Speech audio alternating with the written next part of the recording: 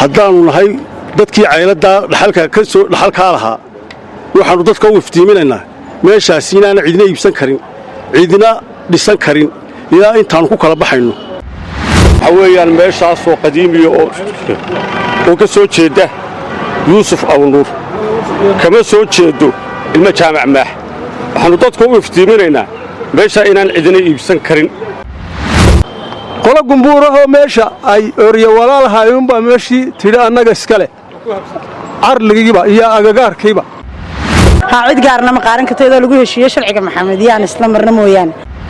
halkan waxaan kaga hadlaynaa oo shirka jaraa'id ku qabanaynaa halkaa maqaaxida uu ninka muuse dibad iyo dhulkaa ku haystay halkaa lagu qabtay kamaradda waa meel dhaxala waxay ka soo jeedaa yuusuf awnuur oo adeerkaya annana waxaanu nahay ilmo ibraahim awnuur ilmo xasan awnuur iyo faadimo cismaan dheere meeshaasi waxaan isku haynay muddo dheer nimanka la yidhahdo ilmo jaamac maax waxa weeyaan meeshaas oo qadiimiya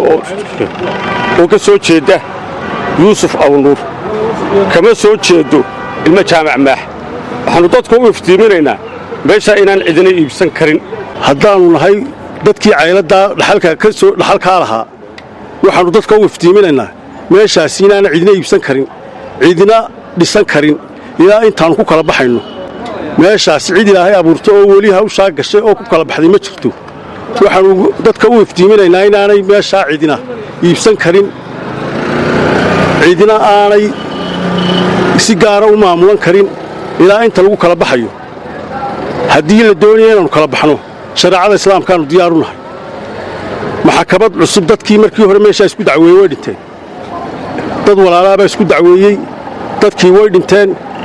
dadkii dhexalxigeennadahaabaa jooga haddii la doonayo ilmo jaamac waxay doonayaan inaannu halkaa ku kala baxno shareecada islaamkaannu ka taaganna ama guurti xigaal ama gal cusub oo maxkamadeed wixii aan intaa hayni wax cuntamaya iyo wax aanu yeelayna midna maaha waxa weeyaan meeshaas oo qadiimiya oo ka soo jeeda yuusuf awnuur kama soo jeedo ilmo jaamac maax waxaanu dadka u iftiiminaynaa meesha inaan cidina iibsan karin waa la ysku haystaa waa meel dhaxala qof qudha iyo laba quri kama jawaabi karaan waxa weeye halkaas yuusuf awnuur bay ka soo jeeddaa dadkii hore isku dacweeyena way dhinteen dadkii dhaxal kalaa oo 300 qof gaadhaya baa jooga waxaanu u sheegaynaa meesha inaan cidina iibsan karin ilaa lagu heshiiyo cidima iibsan karto yuusuf awnuur baa yaa lahaan jiray nin muddo karana dee uu ahaado weynoo la yaqaano caana dadkoo dhamma waa yiqiinay markaa waxa weeyaan carruur kama tegin islaantiisii iyo isagii iyo waxba waa dhinteen reer awnuur reer layidhahdo reer bacanbaro layidhaaho odayaal iyo inamo iyo hablo iyo qaranaho beela baad meesha ka dhaxlay yuusuf awnuur qola gumbuurahoo meesha ay orya walaalhaayuunbaa meeshii tidhi annaga iskale carligiiba iyo agagaarkiiba waxa weeye imminka qoladani waxay leedahay annagu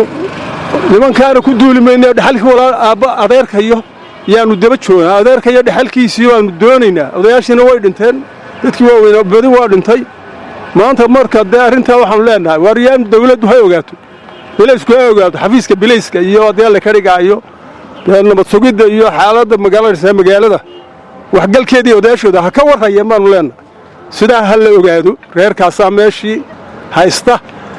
lagamana haddii alkaysi wax lagaga haysta iyo wax laga yeeshana garan mayno waxa lahaa awowgay ilaahu naxariistay cayladii baanu ka midna annaguna dhaxalka ku lahayd meeshana awowgii baa ka dhintay ilaahu naxariistay annaga le marka cidna ma iibsan karto cidna ma qaadan karto meesha cid gaarna ma qaaran karto iyadoo lagu heshiiyo sharciga maxamediyaan isla marna mooyaan meeshana annaga iska le awowgay baa ka dhintay ilaahu naxariistay marka cid gaara ma qaadan karto reerahan iminka doonaya inay qaataan iska iibsadaan waxaan leenahay sharcigaan doonaa inaanu isla tagno